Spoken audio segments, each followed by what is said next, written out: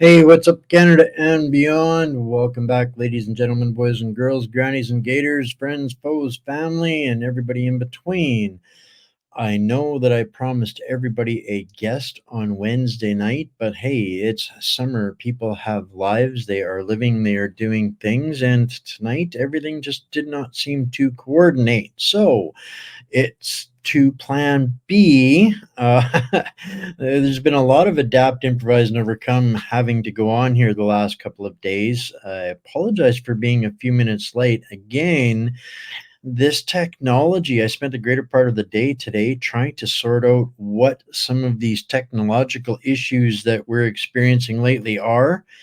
And apparently, I've not come down to the bottom of that as of yet because I'm still having issues. It looks like we're not getting our stream through on X. Um, barely was able to get on where we are streaming to. So hopefully it's okay on YouTube and Instagram and Rumble and Wimkin. It looks like everything's okay on these so far. So hey Mo, um, thanks for tuning in. So today is going to be kind of last minute. I was like, really, what am I going to do? I don't have. I mean, I've got thousands of stories and headlines to go through, but I didn't have the time to sort out and grab anything to put it into something that would make sense for everybody. But I wanted to. Oh, good. Not showing on my end. I think there's still issues on my end here. They've been absolutely barraging me with technical interruptions or inconveniences, shall we say. Yeah, so that we'll talk about another day.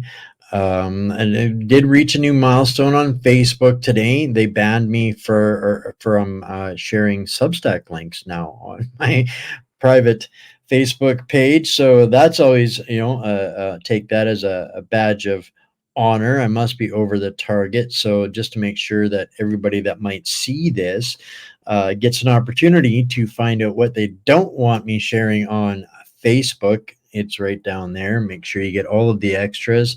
The last couple of days been really dropping a lot of inconvenient information, shall we say, about the establishment and the cronyism, corruption.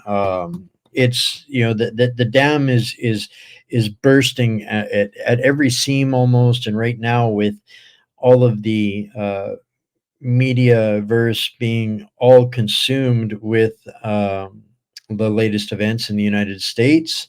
I'm trying to diligently find other things that they don't want us seeing. So there's lots that we've been dropping that they won't be making the news cycles, and people really, really should know. It will help them understand some of the depths. I mean, connecting so many dots the last little while, almost like taking candy from a baby. These guys are getting so careless, so brazen, so stupid. Let's let's see if I can find something here real quick for you guys that I think everybody should be aware of as well. I just saw it. I rolled right by it and didn't stop in time. Where'd you go? Where'd you go? There it is. Mr. Trudeau making a massive announcement today, and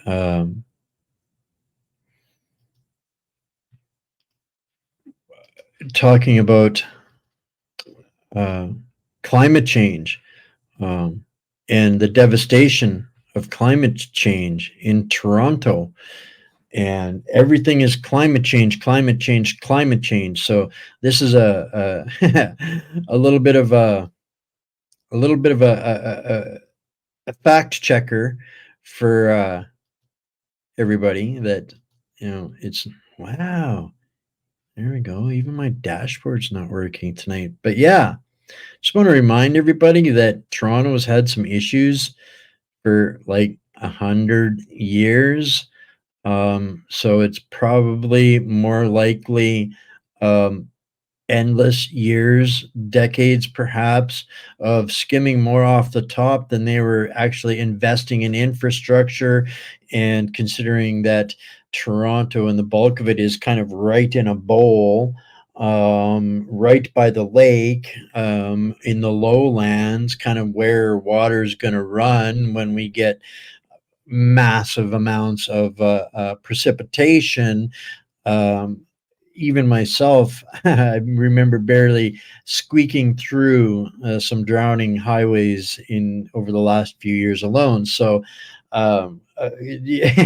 so apropos from last night's show, Trudeau never letting a good crisis go to waste, just like every other dictator, fascist, globalist out there on the planet. And they must politicize every little nuance that they think they can get away with doing.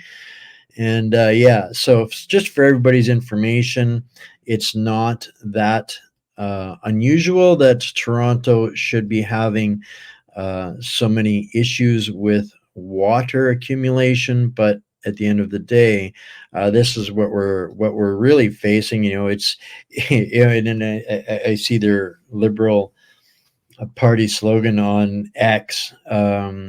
Climate crisis or climate plan. That is the choice, trying to uh, indicate that the conservatives have no climate crisis plan. But at the end of the day, we all know that it's just absolute insanity. But anyway, gaslighting or astroturfing, that's what's going on in the Canadian media right now. So not they they magically wave their wand, and because of this climate change, found another $9 billion to put into infrastructure. That's really just going to go into more crony pockets. But hey, that's situation normal for hashtag liberal syndicate here in Canada. So tonight we're gonna go into something that is going to be, I hope, very thought provoking. Probably disturbing with acceptance, with understanding. It may be disturbing, but at the same time, I hope it really makes people think and opens up, the understanding. When I talk about, and I say this term so often, the WEF, Fourth Reich, and I'm actually going to put that into the chat as I use it, and it'll make more sense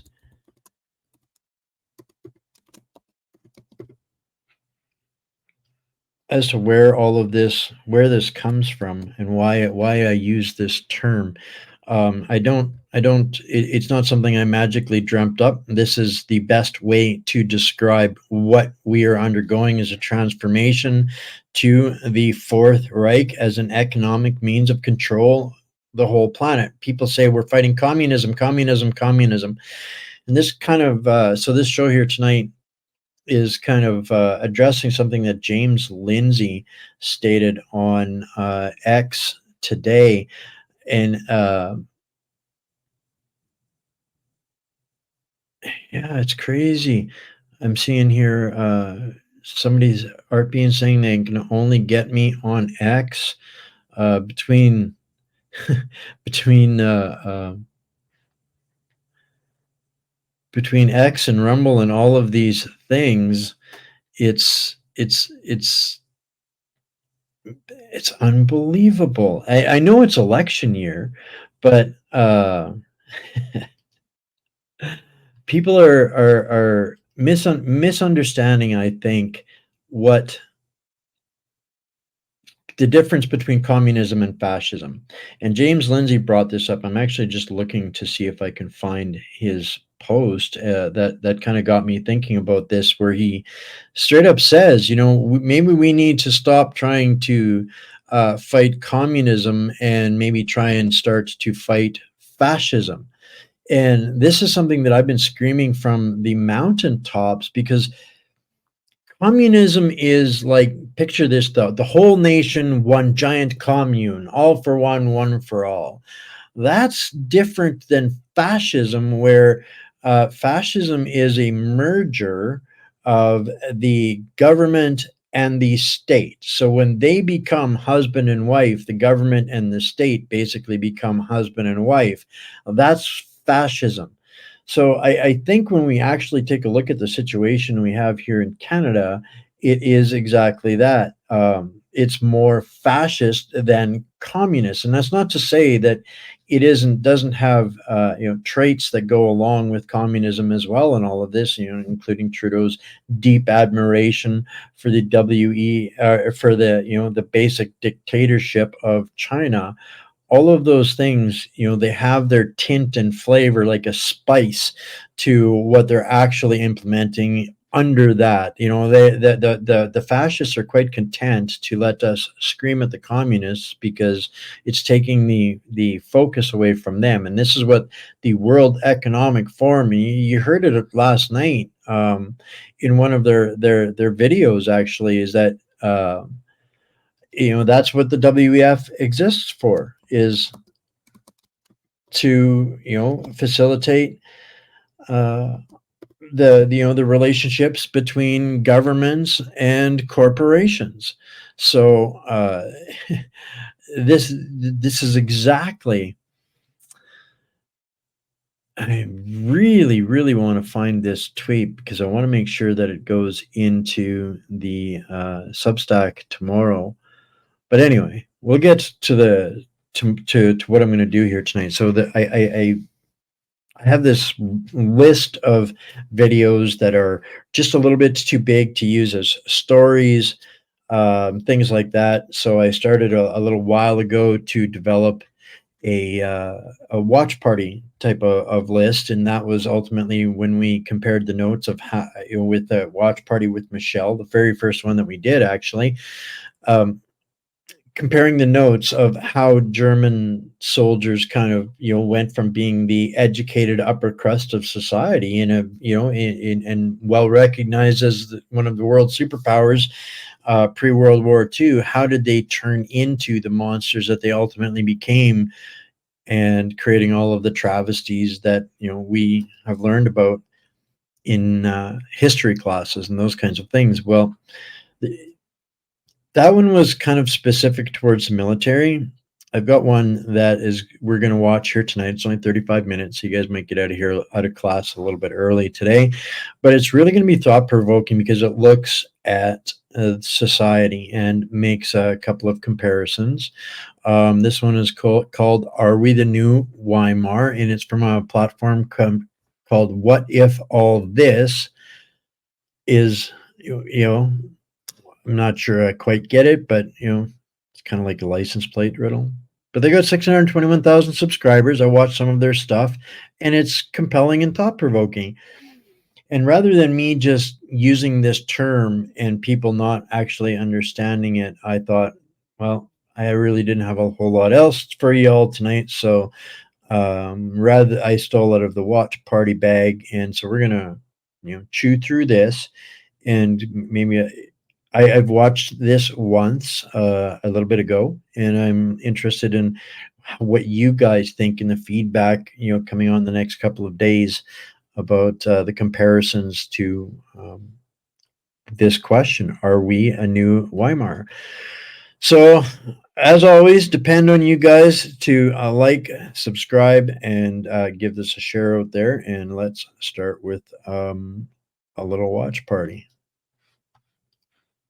Most popular results as videos. The most popular result was this video, or what the parallels between our society and the Weimar Republic are. The second one was a video on how propaganda works, but I want to read a few books on that topic before I make it. The Weimar Republic was a period of German history between 1919 and 1933, or after the loss in World War I and before the rise of the Nazis to power. It's a strange period of history, nothing like the time period before or after, in which Germany was run by one form of conservative militarism followed by another variety. And the time period in between was some bizarre psychedelic trip that barely makes sense. On the other hand, though, it totally makes sense. Weimar seems out of place for the era of history it was occurring in, given the Western world in the early 20th century has a reputation for being prude, upright, and sterile. Meanwhile, the Weimar period is this bizarre libertine sexual world. It's something which seems much more out of our era of history. Let's look into why this happened. In a lot of ways, Weimar seems like a prologue to the degeneracies of our era, a sort of warning that wasn't heeded. I frankly hadn't thought that much about the Weimar before this poll wanted me to make a video about it, but now that I've done the research, I see that there are lots of fascinating threads to pull on. This is a time period in which a lot was happening and which surprisingly influenced our world more than I think a lot of folks would realize. Let's get into the Weimar.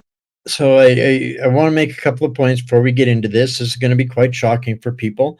I suspect we all know that history is written by the victors, and I'm so delighted that at the beginning of this, that what he came out of this after doing this research for this project was very different than what he expected going into researching this project.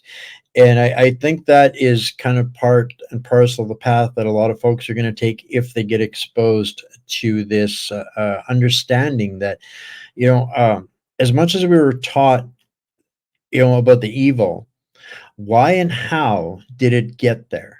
That is the trajectory that scares me so, so deeply about what I see, because I know and understand this. I didn't just, do research on this over the last couple of weeks, kind of thing on this subject. I've been studying this my entire adult life and then some. So I had a deeper understanding than what I was able to adequately articulate a lot of times. So this is an opportunity to listen to a better concise version than my babbling self. So he's going to get into it. Now, hold on to your hats, buckle up. It's going to be a roller coaster, folks. Weimar Republic.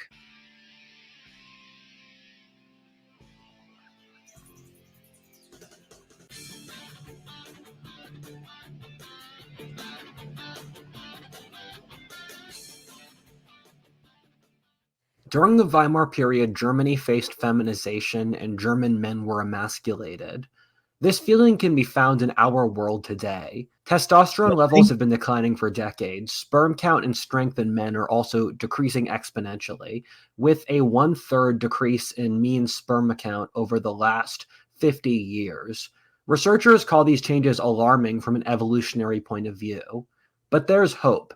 Black Forest Turkestrone with Tonkat Ali limited edition supplement has been dubbed the feminization killer since it combines two. Part 1, Weimar Germany. There are certain eras of history that shouldn't happen. However, due to weird combinations of events that no one expected, they end up occurring. The Weimar is one of them. Due to bizarre, which is a word I keep using to describe this time period for a reason, factors, a social group which would never otherwise take over society became dominant in German culture for over a decade. To start the story, Germany is a large pluralistic country. I think it's easy for Americans to forget how diverse European countries can be. In that a nation like Germany 100 years ago was filled with loads of different regional cultures, dialects, political and interest groups, all jostling together. Germany was also the largest economy in Europe and the most advanced society in the world artistically, culturally, philosophically, or scientifically. This means that the Germany of this era had immense internal contrasts, much like America today. Carol Quigley, in his book Tragedy and Hope, has said that the Germany of this era was run by 5 different social groups. That being the monarchy, the Junker warrior nobility in Prussia who led the military, the industrialists concentrated in the Rhineland, the imperial bureaucracy, and the trade unionists. Except for the trade unionists, all of these were incredibly conservative. This is one of the biggest divides in Weimar and today, in that the conservatives were the deep state and the establishment, while today the left dominates those. What had occurred with the end of World War I was the creation.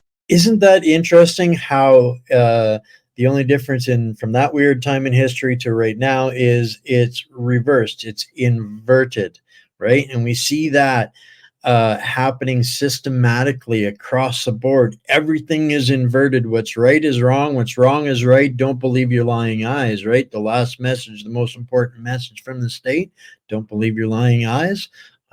Pretty parallel to me. Of an artificial Germany which very few people wanted. For example, before Germany signed the humiliating Versailles Treaty, the Germans had conquered almost all of Central Europe out to the Baltics and Ukraine, turning them into colonies. Germany was technically a monarchy, but had really devolved into being a centrally planned socialist military dictatorship. We used to be kind of essentially a colony of a monarchy that has devolved into, besides a swamp.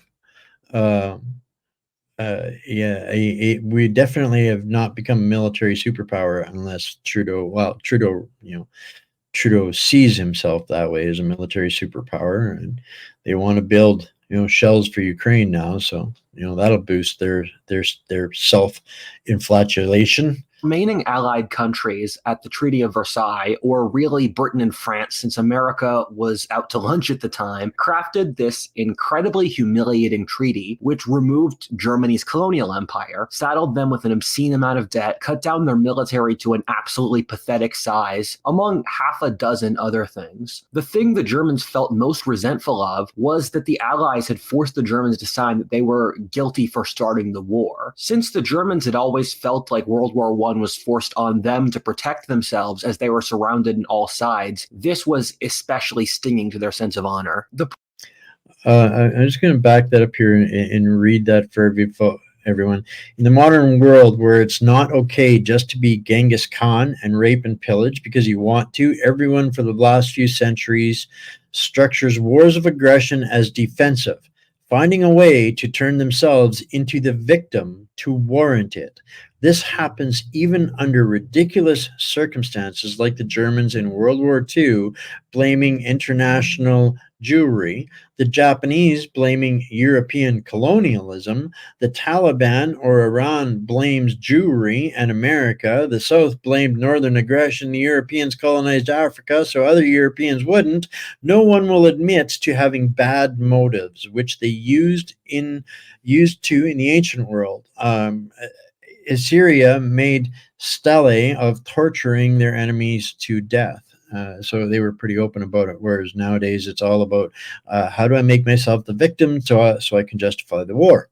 Them to protect themselves as they were surrounded on all sides, this was especially stinging to their sense of honor. The problem with the Versailles Treaty was that it was harsh enough to be humiliating and build up resentment, but it wasn't hard enough to incapacitate Germany. Germany wasn't divided up as a country or militarily occupied. On the other hand, it wasn't like the end of the Napoleonic Wars either, in which the Congress of Vienna was very careful to not hurt France's pride, thus making it resentful and causing more wars. I mean, an issue here is that Germany is so big and its people so vigorous, brave, and intelligent that the British and the French had no real way to enforce humiliation upon them for a long period. However, in a prime example of cringe Westoid social engineering, the Allies replaced Germany's monarchy with this vague liberal democracy. This is comparable to America trying to establish democracy in Iraq or Afghanistan. The issue is that most Germans didn't really want Germany to be a democracy. There were a pretty small group of classical liberals who are concentrated in the Rhineland, while most I'm going to read this for the folks out there that are watching it on a little screen. America basically killed German classical liberalism. Germany had a strong classical liberal movement, which erupted in the 1848 revolution. However, Germany exported a truly vast amount of people to America. These were German classic liberals moving to liberal America. At the same time, Bismarck neutered German liberalism either by co-opting nationalism, which was intertwined with liberalism, and by creating good conditions for workers, thus removing that resentment among workers. Most Germans were either old stock conservatives who ran Germany's deep state or Marxists who wanted the revolution. That being said, you had this awkward situation in which the So there's that inversion. They called them liberals and got rid of them, sent them to America, basically because they were conservatives, by what we call conservatives now. No wonder they keep the entire world confused and blindfolded as to what they really are.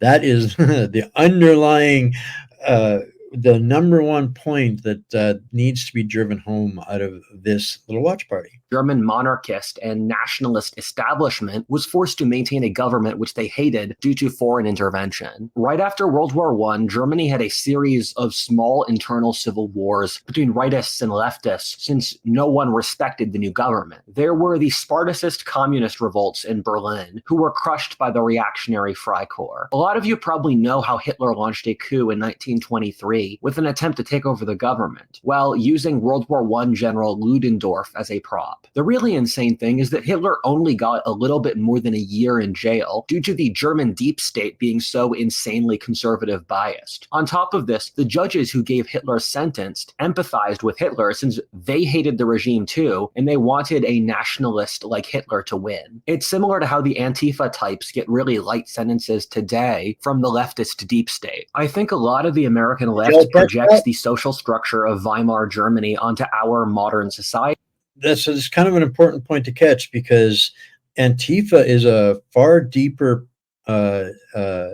entrenched entity, with more sway, power, influence, and ability than anybody in Canada thinks. We look at these little riot squads and think they're a bunch of misguided youth, but we fail to understand truly how deeply they are entrenched into our left-wing politics here, and why, when something I've been exposing for 5 full years now, all of these social disruptions, whether it's alphabet soup or counter patriot protests, counter convoy, all of them are organized and structured through the Antifa organizations that run under pretty fancy wrappers and names like Anti-Hate Network Canada and Anti-Racist Canada. Those organizations are dark and deeply connected to the policy makers, i.e., the Liberal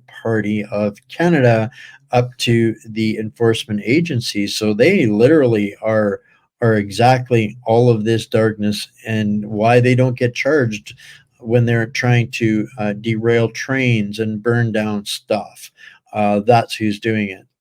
Since our current ruling class has Nazi derangement syndrome. Thus, they obsessed over the historic conditions which existed in the Weimar period, which ended up creating the Nazis, even though they bear basically no relation to life today. This is a theme that we're going to see repeated again and again in this video. As a general rule, everything the left complains about in modern America was true of Weimar Germany. It actually was a racist, hierarchical, nationalistic, patriarchal society with a conservative deep state bias against the left. The Weimar government was dominated by these moderate left-wing types who were ineffective at governing the nation. They also couldn't accomplish much due to either being blackballed by the more radical left, who were Marxist revolutionaries, or the conservative establishment. A disproportionate amount of them were Jewish, which was part of the origin of Hitler's anti-Semitism. The Weimar period has this strange waiting room kind of feel to it. Like everyone involved knew that it wasn't what Germany was supposed to be, but no one had a better idea. An interesting fact is that Weimar Germany was the most legally free country in the world in that time period. It had total suffrage across social classes and even among women. It was a democracy with freedom of speech, religion, and other things. The reality, though, was that the ruling class were authoritarians who viewed this all with contempt. Possibly the biggest issue Weimar Germany ran into was financial problems. The reparations the Allies demanded from them were insane. The logical conclusion to all of this was to insanely artificially print money and create inflation so as to lower the value of the currency so as to pay off the debt with a depreciated, cheaper currency. This is not a bad choice, but it does come with some very dark consequences.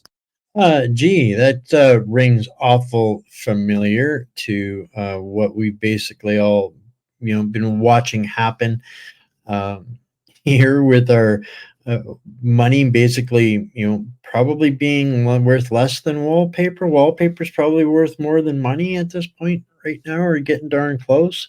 Um, yeah. Part of me feels bad for saying Weimar was poorly governed, since it was definitely better governed than most countries in the world today, and the leadership was dealt such a really bad hand by circumstance. The Germans were by nature a very serious and responsible people, the kind who kept large personal savings. The inflation completely wiped out those savings. The German middle class, one of the largest and most prosperous in the world, was effectively wiped out overnight. You can hear about something like this happening in abstract, but it's hard to convey what it was actually like to live through this time. People were legitimately starving in Germany. A great story which shows it is that there was a family which was stockpiling potatoes to survive, but they had to rent out an extra room for cash. The way they dealt with this was by filling the entire room with potatoes, except a path from the bed the person would sleep on to the door. Prostitution became ubiquitous as there were lots of women with nothing to offer except their bodies. The inflation under Weimar was absolutely insane and exists with very few parallels in history. You'll hear crazy anecdotes like that family so far. And for those that are a little bit late coming in here, the guest didn't work out, so we decided to do a little bit of a watch party on this info video as to, are we becoming a new Weimar? And it's startling watching history basically repeating right here in Canada before our very eyes right now. families would use money as wallpaper, given the money was so worthless that it was cheaper than the paper itself. Alternately, that someone would order a beer at a restaurant for 5,000 marks, and then the next beer they ordered that night was 7,000. People had to resort to barter and very primitive economic measures. Germans were completely desperate for money, and it was said that you could sleep with an entire family in exchange for $1 American dollar. Ironically, the economy wasn't that bad for the whole Weimar period. They were able to restabilize the currency so that the middle of the 20th decade was an economic golden age. Not all of the Weimar period was completely miserable to live in, although Germany still wasn't as prosperous as it was before World War I. Germany started with a new currency, and the exchange rate from the old to the new was literally a trillion of the old currency translated to 1 mark in the new currency. That being said, this era of wealth was built off loans from the Americans. Thus, can you imagine Trudeau issuing a CBDC worth $1 trillion of your dollars, or you keep your $1 trillion and turn it into wallpaper? when the American stock market failed in 1929, causing the Great Depression, Germany was one of the countries which was hit the hardest. The brief period that was okay in the Weimar was biased towards city inhabitants, who were, not coincidentally, the kinds of people who were most likely to support the moderate leftists in charge. The rural areas and small business owners were really hit hard by the economic, tax, and regulatory system. These two demographics rebelled by supporting Hitler, who used the new Great Depression to rise to power in 1933. We'll get into Wow, that kind of sends chills up my spine. The liberals were so bad that everybody desperately voted for Hitler. Why Hitler was so popular and what he symbolized later in this video. But beforehand, let's look at what about the socioeconomic conditions created by the famed social degeneracy of the Weimar period were like. Part 2, decadence. The kinds of people who dominated in the Weimar period were those who were impractical. The artists, degenerates, socialites, and libertines. This was since this was a time period where, due to large macro-social, political, and demographic forces, nothing could be accomplished anyway, which removed any levers through which the normies could hold the weirdos accountable, the social standards. One of the ideas which I have in my head is that humans are a lot closer to insanity than they realize. Normally, a few So basically, the weirdos took over everything and created so much bureaucracy that nothing could get done, and everybody partied and had a good time. bad historic events, and that happens. All of this happened to Germany. The thing is that once the economy doesn't work, your country is not allowed to have military aggression, and no one respects the ruling regime, is that you have no leverage you can hold against the weirdos. One of the biggest differences between our era and Weimar is that Weimar was an incredibly young society, while the modern West is aging. What happens when you have lots of bored young people with nothing to do is that they start and partying. Another factor to keep in mind is that due to World War I, the gender imbalance between men and women was off because so many young men had died. This would thus create a leverage in which women had to put out more sexually to compete for men, which is effectively the opposite of our current dynamic in which women have sexual leverage over men. Keep in mind, alcohol and human bodies are very cheap, and thus, if there's nothing else to do, why not be a degenerate? The horrors of World War I, combined with the mass social instability caused by inflation, I think made. Tell me, anybody, if you don't see exactly that happening, where the younger generations are being led into exactly that, normalizing debauchery, 100%. You know, it got so bad that, and at that time, going to 23, 25 in that neighborhood, just the things that Hitler was saying were what, the opposite. That was the conservative side of the fence. And I'm not defending Mustache Man in any capacity, but I want people to see how desperate people demand change when things get so terrible, that they'll take anything that seems strong enough to actually implement change. That's the frightening part. I know, how desperate will people get? And they will actually pick somebody like Mustache Man.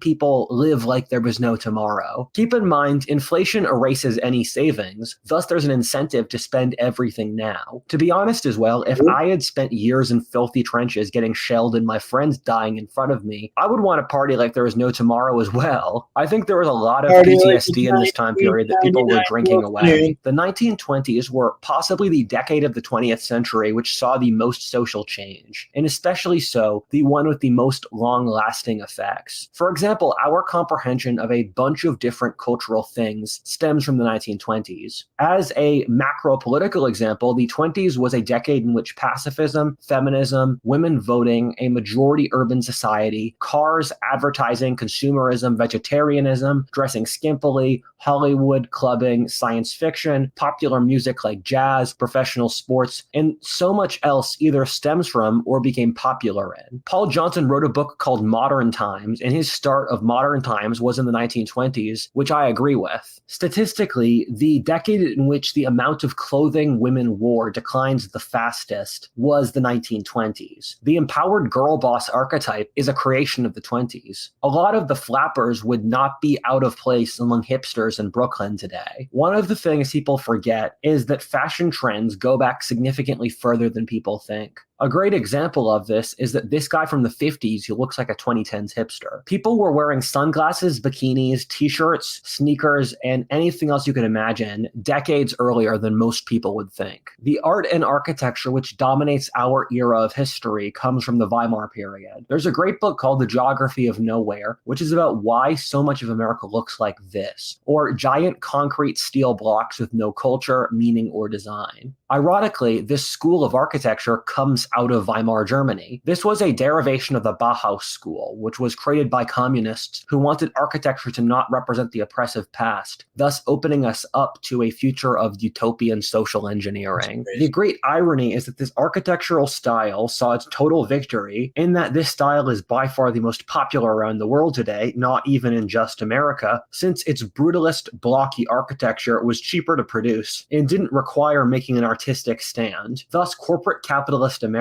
took what were creations by these artistic German communists who were trying to be avant-garde and then turned it into these soulless, dead concrete blocks. A lot of modern art is from the Weimar period as well. Dada, or this nihilistic style of art which is meant to convey nothing, came out of Germans in this time period. German art of this era was a big proponent in pushing the disturbing, nihilistic, ugly, surreal, and disturbing trends that we see even in art today. You could make the argument that art today has not escaped the mold which was set by this time period on any level. If you watch music videos or modern art, or things that art shows even show, it's all very similar to the artistic mold set by Weimar. It still shocks me how crazy and dysfunctional Germany was in this time period, and yet how creative it was. Yet the far more wealthy and functional Germany of the second half of the 20th century was far less inventive. That being said,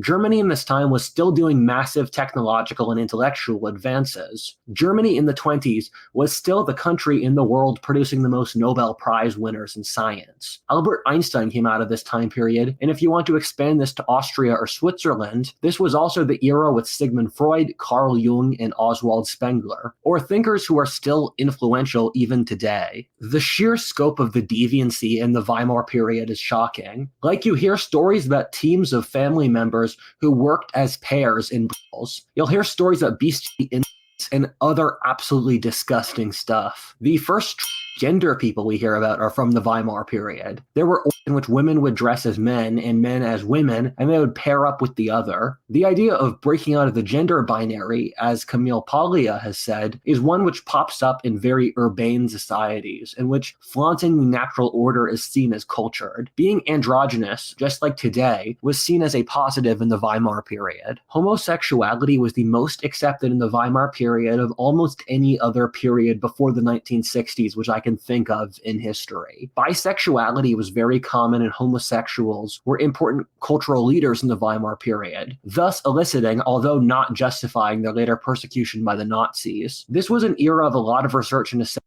And pause there just a sec before I read that and touch on a couple of things here. The whole playbook with the pandemic was to go back to the 30s where they had communist control. They didn't really have communist control. The communism was still, in primarily in Russia. Um, it was trying to get a foothold into Germany and France and all of the other European nations, but that was something that the fascists and the communists hated each other. And although, again, like I said right at the beginning, there's a lot of communistic traits that we're seeing developing. At the end of the line, the fascists love that we're picking on the communists, because then we're not noticing what the fascists are doing, which is what the WEF is. 100%. That's its only purpose of existence. And so, Carly, when I'm going through this is exactly it. It was the rich and the famous.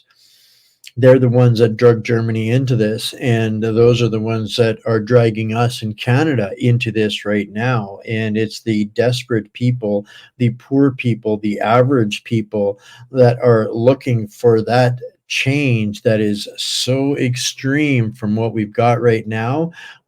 This is where I'm afraid that we have to hold Pierre's feet to the fire and get us out of this World Economic Forum before we give him power, because he will show us what somebody with a spine can do if we don't change his attaboy list.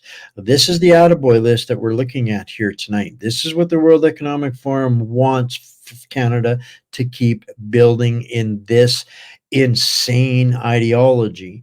And if we're looking for anybody to change that, and if it's going to be Pierre, then people have to understand what we need changing before we give him the keys to the castle. So that's kind of what I'm hoping to help people understand and compare the parallels to, and give people some stuff to think about. So to read this for those people watching on their little 4x2s, to be clear, the things I just said weren't researched in the Weimar period, but in America post-World War II. That being said, the Weimar period had a lot of sexual research, which then resulted in the 1960s and eventually evolved into the sexual theories we have today. He's not off on that. Primarily, you look at Sigmund Freud. He came from exactly that cultural revolution that was removed from Germany during the war. Uh, yeah, there's this is the thing. We, the poor people, have to understand what we're getting ourselves into and where it's coming from. So this is all about comparing notes so people can have a better sense of discernment when they see stuff coming, like Trudeau and climate change. Sexuality, in which loads of the theories which underlie the stuff that the modern left believes today, such as a gender spectrum and 10% of the population being gay, were tested, although that stuff later turned out to be pseudoscience. Cabarets, or what were basically strip clubs, became incredibly popular and normalized across Germany. Something I just thought of is that the Weimar period was the first time in German history in which a majority of the female population lived in cities. And much like today, women were more urban concentrated in the Weimar period than men were. And so leaving behind stifling villages where everyone around you and your parents knew who you were sleeping around with gave women of the Weimar period a sexual freedom they hadn't had before. In a way, this video is funny to research in that it leads back so easily to John Haidt's moral foundations theory, or that politics is an extension of irrational biological states or genetic self-interests, which we rationalize in retrospect to being rational political opinions. Here's a text wall to explain how progressives and conservatives have differing moral intuitions. That All right. According to John Haidt's research, there are 6 moral foundations that conservatives, libertarians, and progressives pull from. Conservatives are equally balanced across all of them, thus pulling on loyalty, liberty, care, authority, purity, and fairness. Sounds pretty straight up to me. Leftists are obsessed with care and a little liberty. In the last 10 years, due to wokeness, the left moved from not caring about purity at all to being the people in the world most obsessed with it. Thus, the leftists and rightists talk about the world, they're rationalizing their moral foundations. Um, I cannot argue with that. This is, on both sides believe their ideology equally, and while possessing no moral or ethical fortitude, they are the ones to scream the most about it while exhibiting none of it. And conservatives are exactly the opposite. So yeah, I get being it. said, it's funny that I'll see conservative and progressive historical narratives about this time period in which they will be reporting upon the exact same historical fact, but will have wildly different interpretations of what it means due to how they process the world differently. What this Leftists experience things differently, right? They experience reality like it's an avatar game.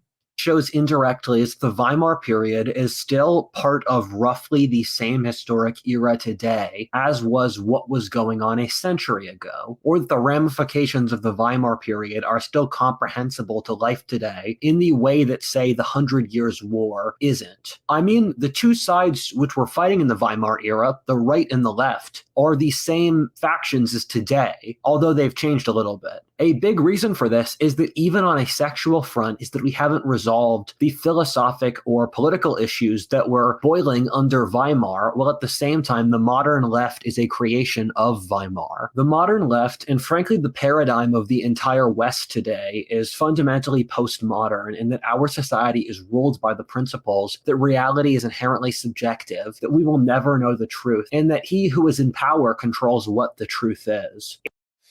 Well, that's pretty clearly the leadership that we've got here. I'm going to pull this off to the side here and read this for the 4x2s.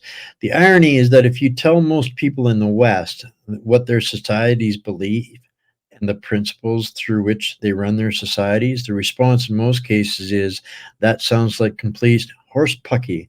Most people think reality is real and that the people in power don't get to change reality to whatever they want. They just think they do. We don't think they do. Phrased in those terms, it becomes so obviously clear how stupid and authoritarian that agenda is. We see it as totally stupid and authoritarian. That being said, you could view our entire society as an attempt to avoid thinking about this. All the hedonism, stimuli, sex, and drugs is we don't think about our inner nihilism and that the elites are evil. They're so right. If they keep people drugged, berated, terrorized, isolated, and quivering in fear, with all of the stimuli and the sex and drugs and self loathing that they can cope before they ask for a MAID program. They will never identify that the government is evil. Bingo. It is absolutely nailed it there. So I digress. If you ask top universities or governments what they believe, they're going to openly say these things. That being said, these ideas came out of the Frankfurt School, which again is in Weimar, Germany. The Frankfurt School, who were, as the name suggests, based out of Frankfurt in Germany, were Marxist philosophers who constructed the philosophically subjective framework under which Marxism operates, which boils down to that we control reality, that the oppressor-oppressed dynamic is the most important to the universe, that those in power create truth, and that all social relationships in all different human interaction are based upon power. Again, Well, we know that evil, controls through suffering. So I'll read this text wall for the 4x2s. Very important detail about the Frankfurt School and postmodern worldview that people don't pay enough attention to is that they see all relationships through oppressor oppressed dichotomy. Their worldview literally doesn't have a concept of competency. Oh, theirs does not. Uh, for example, if there's a really good teacher at a school, he has to be oppressing the students. If an entrepreneur develops a new invention which increases efficiency massively and becomes rich, his creativity means nothing, and all the value is from him exploiting his employees. You see, this worldview has literally no place, no allowances for good. You assume everyone is evil.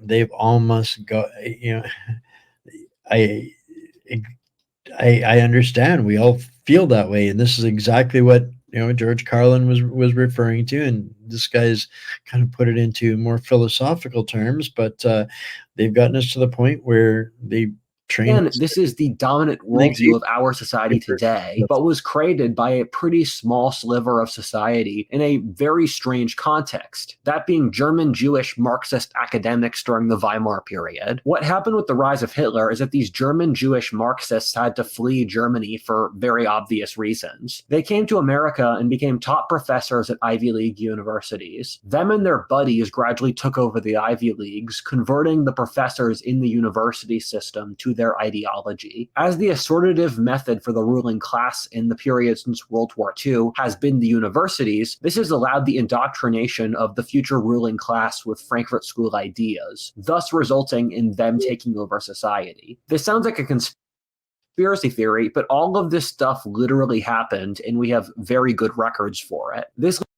Oh, I gotta read that for the 4x2s out there. A detail people might tease out is that the creation of the modern leftist woke worldview was a three-step process. Step one was Frankfurt School, German thinkers during Weimar. Step two was French postmodern thinkers after World War II. After that, there was an American breakthrough around the 2000s, which created wokeness. Thus, the Weimar was the first step of this, but not the whole process.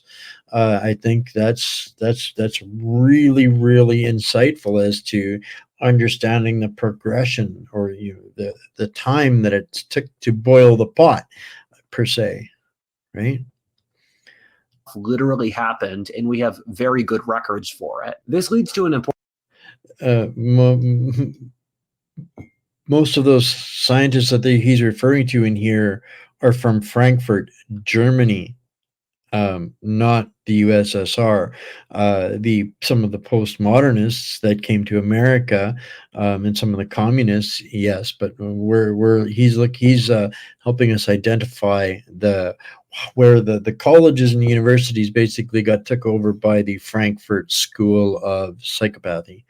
important point in that we're not actually that similar to the Weimar period in historic conditions, but since our ruling culture was formed during the Weimar period, we end up with a significant amount of cultural similarities. We're not a starving country with a failed currency, at least not yet, who just lost a world war, with a huge young population which is constantly partying while living through a cultural golden age. The opposite, actually, in most of those ways. I have a hot take here that we are a very degenerate society in one way, which is obvious, but at the same time, in a different way, we're weirdly not that degenerate. For an example of this, I find it very strange prostitution is not vastly more popular today. The reason I say that is that on paper, we're perfect for mass prostitution. We're a society which is supposedly sex positive, which supposedly supports prostitutes, yet at the same time has a large group of desperately poor young women and sexually frustrated young men. That being OnlyFans, digital prostitution. That's really all it is. Never mind the human trafficking in the porn industry in Hollywood and the Epsteins and all of those monsters. OnlyFans. It's all over Twitter. It's all over my Instagram. I don't follow any of this garbage, but it's there, like it's normal, right? So nobody actually believes in empowering sex workers. It's a luxury belief women throw around to remove competition. Same thing with shaving your hair, being fat, hating men, being a lesbian, not having children, and other things young women are told not to do. Said, prostitution is still really rare in modern America. If a celebrity visits a prostitute, it's major gossip and probably will kill Unless it's on OnlyFans and they get caught. his career, and thus is not seen as normal. An irony here is that our relationship with They're all looking for a sugar daddy, right? sex is one of the strangest ones in history, where in the Middle Ages, for example, it was on paper a much more sexually repressed society, but the Catholic Church unironically sponsored brothels. In the time of Victoria, The medieval period was really long, and so there were some periods of degeneracy where the church did stuff like sponsor brothels, and there were others when they were more pure. in England, which again was a Puritan society, Something I try to convey to conservatives that the past was not a clean, trad, pure place. It was filthy, sexual, complex, and morally ambiguous. That being said, our era of history is more perverted and disgusting than 99% of history. I can't really argue. there was a incredible, obscene amount of prostitution and pornography. At the time, it was just assumed that all the generals in Napoleonic France had used prostitution. And if a major figure today is caught using one, that's, again, probably the end of his career. Young people now party the least of any period in over a century. Young people have the least sex of any period in over a century on top of that. I used to hang out in Los Angeles influencer circles, where there are lots of parties which you would expect to reach Weimar levels of degeneracy. That being said, people are too anxious to cut loose, and a lot of partying is about social clout and networking. It's about social signaling, not fun. I think an important difference is that we as a society are vastly more economically stable than the Weimar period, although most young Westerners are poor, but also we are far less psychologically stable. This is why we're still holding onto the cultural forms from Weimar, since we're not creative enough to actually find anything new. Young people today are too anxious to do the crazy stuff they did in Weimar. Gen Z barely leaves their houses. The only exception, from what I've heard, is state school college frat parties, which I've heard are still crazy. That being said, a great irony is that what's flipped is we've moved from a system where the outsider youth are degenerates or leftists to one where the elite are said degenerate leftists and the youth counterculture is conservative. A real bizarre trading of places. Our era will probably be remembered as a creative period for conservative culture comparable to what the Weimar was for the left. We're already seeing this in that the new slang today is all from 4chan. The new interesting comedians, YouTubers, podcasters, thinkers, and popular artists are all at least conservative coded, with examples including Joe Rogan, Jordan Peterson, Russell Brand, Shane Gillis, or even someone like a Mr. Beast is a middle America bro. History is a twisted mirror in every era of history. So to boil it down into one sentence, the youth, the young youth that are coming in and looking at all of this insanity, are thinking that being conservative is more cool again. history is a reflection of certain historic events from both the far future and the far past. Our era of history at different points, for example, reflects the fall of the Roman Republic, the Weimar period, the French Revolution, or the 17th century. That being said, the Weimar has glimmers of much later periods of history. It foreshadows the degeneracy of later eras of history in an interesting way. We tend to view the people from the first half of the 20th century as prim, proper, hardworking, disciplined, and all that stuff. When young people think of the kinds of people who lived in the 50s or who fought in the world wars, that's the image we get in our minds. That being said, I think that stereotype has more to do with the incentive structures of that kind of society, which actually rewarded hard work and discipline. The reason self-respect, respecting your neighbors, looking after community, all of those things that we long for in our communities. Again, that's what the 1940s, 50s, 60s, we got a little crazy in the 60s, but that's the conservative foundation in our culture at its peak. And you know what we've seen in the last couple of decades is far more resemblant of the Weimar than of that nuclear family prosperity age. So very, very interesting. And you know, you see these short videos between Gen Xers, Gen Z, where they're comparing, you know, the garden hose kids compared to the next ones, the Gen Z. They're going to be far more feral when they're being pushed to fight because they just want to be left alone. They want to be conservative. I say this is that the Weimar is an example of removing those incentives to see what happens. I think part of the reason that we parallel the Weimar period is that we're a society in which social mobility has died for complex reasons, thus removing the incentive to not be a degenerate. This is the era of the lowest social mobility in American history ever, which also is played into by the incredibly high inequality rates. The real drama of this time period is to think that the Kaiser's Germany, World War I, and the Weimar period, followed by the Nazis and the Cold War colonization of Germany, all happens to the exact same people. If you were 18 years old in World War I, you would be 50 years old when the Cold War started. You might even be able to live to the 21st century if you held on for a really long time. Imagine the insane trauma that one life would have. We like to split history into different discrete eras, but to the people involved, this was all one lifetime. Oh, I got to back that up because this is time for another point that I want to make. After I read this for the 4x2s, I'm going to make some people in the audience feel very old, but I mentally bracket in the World Wars with the Napoleonic Wars as old Europe, and I constantly forget the Soviet Union only fell 10 years before he was born. So this kid was actually born in 2001, and Soviet Union collapsed in 91. He's so young that he forgets how much of our politics is still 20th century. Calling someone a Nazi has no emotional effect for him. So to him, it's just words. There's no historical connection or family connection to it. And I empathize with that. And I struggled with making these comparisons, but I think it's important for people to understand, you know, the parallels and the wash, rinse, repeat. We all talk about this, the history not exactly repeating itself, but be singing in harmony. This is the harmony, the chorus, folks. That's guess what I'm trying to point out to.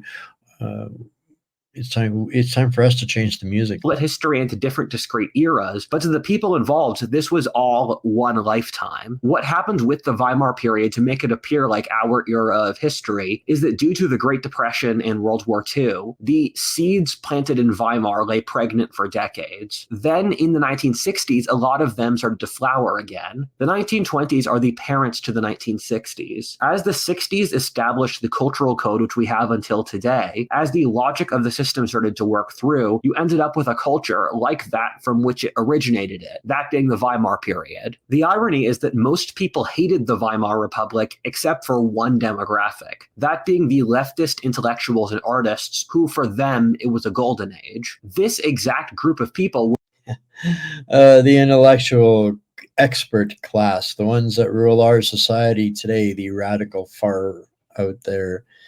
Uh, Were yeah. the same who designed the new postmodern social compromise, and thus they tried to engineer an ideal society to be as much like the Weimar period as possible. This all begs the same question. We all know what happened at the end of the Weimar. We know that the degradation of the Weimar Republic disgusted the average German so much that they elected a certain Austrian painter who then took Germany into a hard right direction. Will that happen? Whew. Pierre better never put on a mustache. To us. Part 3, The Austrian Painter. I want to hammer home the point that it's the exact same people who are living through each of these phases in German history. This is one of the craziest things about the 20th century, and it's most evident in places like China or Russia. But even in Britain or America, the cultural changes of that century are so massive that it almost breaks your brain. Boys who fought in the American Civil War lived to see the atom bomb. I think having that much change that fast kind of broke our society's brain, but that's another point. I also don't think we have the tools to deal with the trauma of the world wars and industrialization, and thus we have psychological neuroses from that which manifest even today. That being said, and this isn't a video at the psychology of why Germans elected Hitler, although I am going to make that video soon, the Weimar period clearly established a situation in which Germans wanted the Nazis. It's fairly obvious that the social order of Weimar had far more losers than winners. This is one of the general facts about degeneracy, in which a small group of people have a lot of fun, and a large part of the population are vastly less happy with the breakdown of traditional social roles. One of the interesting things I've read from Amaury de Riancourt is that the most fervent supporters of the Nazi Party were young women. To be fair, the most fervent supporters of any dominant ideology will be young women, which is something George Orwell has written about. That being said, I think there is some sort of emotional story which happened to a lot of German young women. After being prostitutes during the Weimar period, they hyper-reacted when they grew older, overcompensating with the family and order-obsessed Nazis. Keep in mind, the economic and social losers from Nazi Germany were the He's describing so much of the problem and the reaction, the problem and the reaction, the problem and the reaction, over a period of a time frame. And this is, that harmony in the background of what we're going through. And I'm not suggesting that Pierre is going to grow a mustache and become that. Not suggesting that at all, but my concern is the policy that's been established by this far left Weimar, uh, you know, control or dictatorship or regime, whatever you want to call this liberal progressive new world order. They've got themselves tied into that, and it's going to take a complete decoupling of that Weimar policy uh, if Pierre isn't committed to that, we've got we've got problems, whether he becomes mustache guy or not. countryside, and most Germans were ethnically rural, in that urbanization was a very recent process, and thus most Germans were still socially conservative. I like the way you put that here, Ali. Trains going the same way. Just the one that the liberals are on is the high speed super train with no bends, no corners, straight as an arrow, and the conservative train is kind of the old lollygag and diesel combustion engine that is going the same direction but taking kind of the scenic route. That's what the parties have created, not the individuals within them right now. They all bear a certain amount of responsibility for the situation that we're in, but they also this year have the opportunity to fix it. But we are going to have to demand that we get on a different damn track altogether. More Germans than not viewed the Weimar period with complete disgust, while small isolated urban bubbles, which were still pretty small percentages of the city themselves, liked this age. What the Nazis were was an attempt to try World War I again. The irony is I think most Germans preferred the de facto social structure of Germany during World War I to the de jure legal condition. Germany was on paper a decentralized aristocratic monarchy with a parliament, total male suffrage, and a capitalist economic system. The actual reality was that Germany was a nationalistic military dictatorship in de facto union with Austria, in which all young men were in the military under a socialist command economy. For complex reasons I explain in this text, So Germans believed they were about to win World War I before losing, since they had created a giant colonial empire in the East that they had to give up. They had barely lost any battles in the West, but they had worn themselves out so much that once they started losing, they just gave up. The enemies never reached German land. German propaganda was so all-encompassing that for people living in Germany, they never knew they were losing battles. It just felt like the authorities gave up. Also, the military was so powerful that the German social structure so powerful in the German social structure that they couldn't admit loss, thus pushing responsibility onto someone else. We see an awful lot of that going on here as well.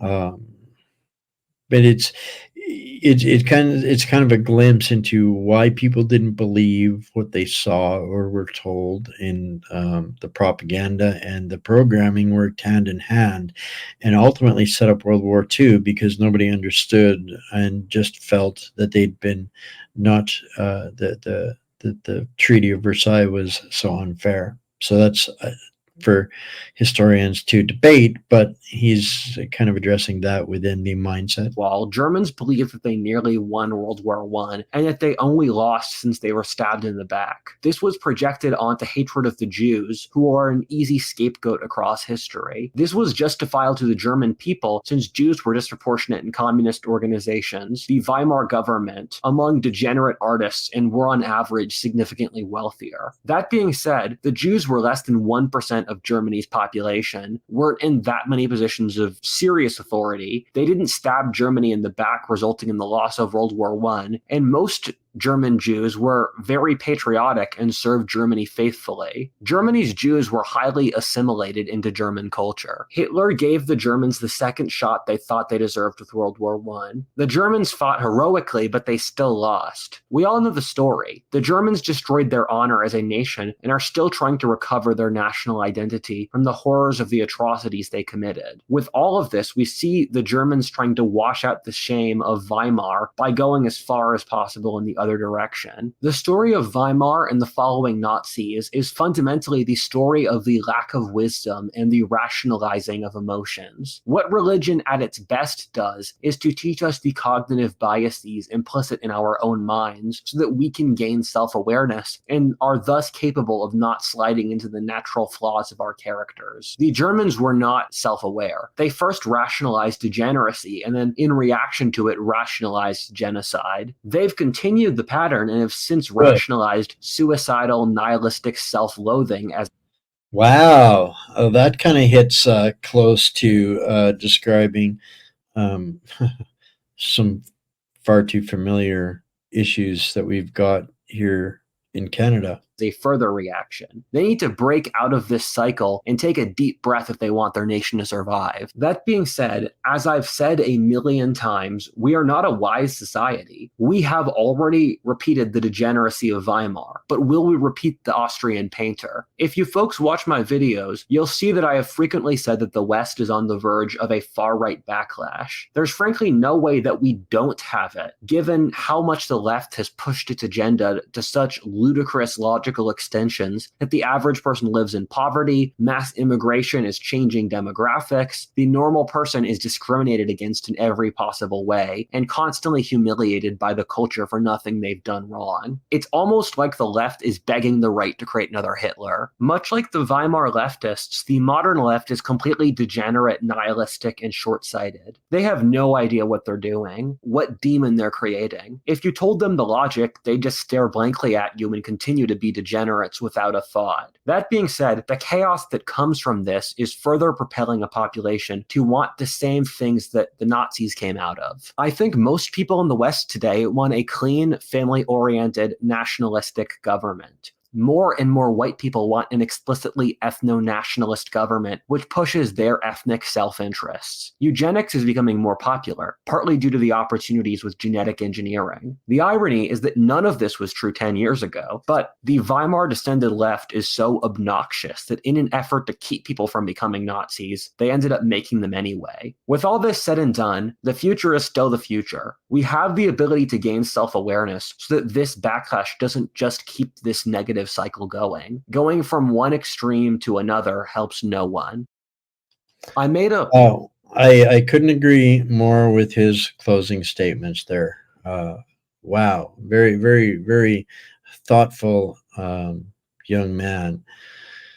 And this is one of my concerns too, and we're seeing it happen here right now. We've seen the Weimar degenerate left getting so despicable and all-consuming that the world is looking for some normalcy, and the left is trying to project and create another equal and opposite reaction. And so this is where we're seeing that projection failing in the United States miserably. I might add as well. I don't think that Mr. Trump could be the mustache guy, regardless how much they want to project him to be so. But we are seeing an extreme reaction and equalization from the far left now to the far right, and it is happening fast. If you look at the cancel culture of the woke brigades over the last 5 years didn't exist 10 years ago. This whole Weimar debauchery as we know it now is basically the last 10 years. And this is, where that swing to the left is where Germany is at right now, completely like, you know, going the direction where they were before they got the mustache man, where we are at here right now. And this young gentleman is reasonably concerned that we don't allow that to happen again. And I don't think that Canada or the US has the pragmatic cultural identity to become that, but it could be foisted upon us as we subject ourselves to the WEF and lack of our own governance and the lack of the control of our own future destiny. If we continue to allow that to be sold off to the World Economic Forum Fourth Reich, they already got a bald-headed mustache, not wearing, but equally nightmarishly ghoulish guy there that will happily rule like Mustache Man in a public-private partnership, stolen a nation through infiltration. So that's kind of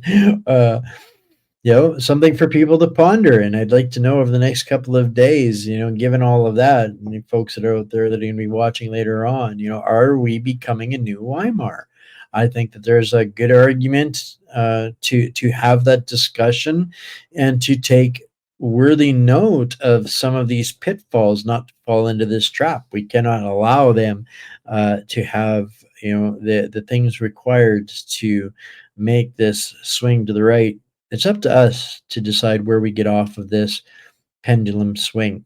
And that's, I guess, the point of it. At the end of the day, we're always looking for here, this community, this platform, this family is, what can we do to live the future and create the freedom that we rightfully deserve and actually want? Because this Weimar knockoff 2.0, 4.0 is definitely not cutting the mustard, but we want to be careful that we don't set ourselves up for the same thing. So I hope all of that made a little bit of sense, given I really didn't have time to put anything together, but the parallels can be a little bit startling, and it's up to us to change some of that because we can, right?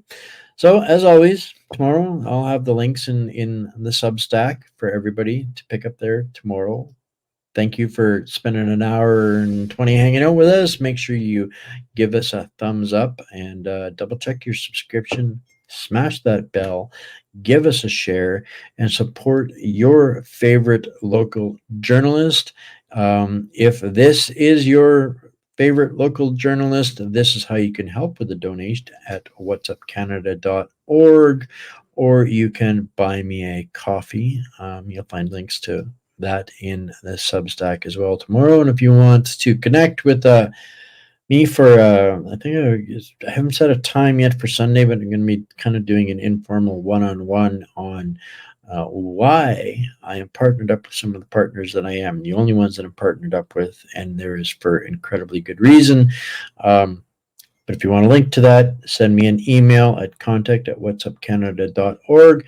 Tomorrow we'll be back to the swamp and clown world. Lots to talk about that's not in the mainstream media. I guess it's kind of, freewheeling for if you're not covering the Trump and the RNC.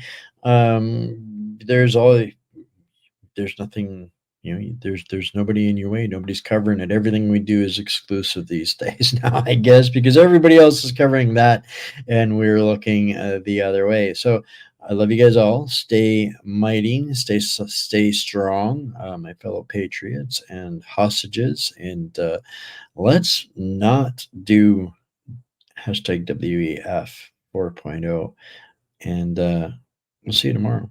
Bye for now.